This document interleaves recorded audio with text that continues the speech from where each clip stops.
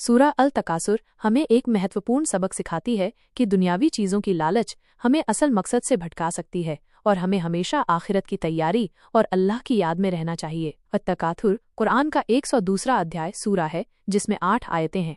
ये एक मक्की सूरा है जिसका अर्थ है कि ये मक्का में नाजिल हुई थी। मुख्य विषय और अर्थ।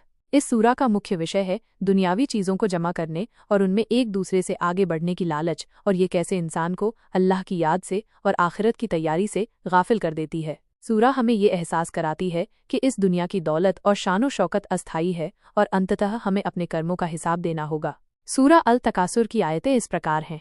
एक, बहुत ज्यादा माल जमा करने की लालच ने तुम्हें गाफिल भटका कर दिया है। 2, यहाँ तक कि तुमने कब्रों के मुंह देख लिए, तुम मर गए। 3, यकीनन तुम अनकरीब जल्दी ही जान लोगे। 4, फिर देखो तुम जल्दी ही जान लोगे। 5, सच तो ये है कि अगर तुम अपना अंजाम जानते तो कभी गाफिल न होते। 6, यकीनन जरूर तुम जहन्नुम को देखोगे। 7, फिर सुन लो तुम इसे जरूर देखोगे आंख के यकीन से। 8, फिर तुमसे उस दिन नेमतों के बारे में जरूर सवाल किया जाएगा। विशेषताएं।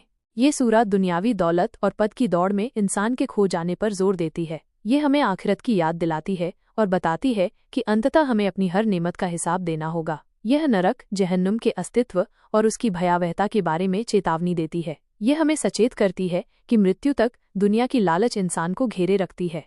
लाभ और महत्व। सूरह अल तकासुर का पाठ और उसके अर्थ को समझना कई आध्यात्मिक और मानसिक लाभ प्रदान करता है।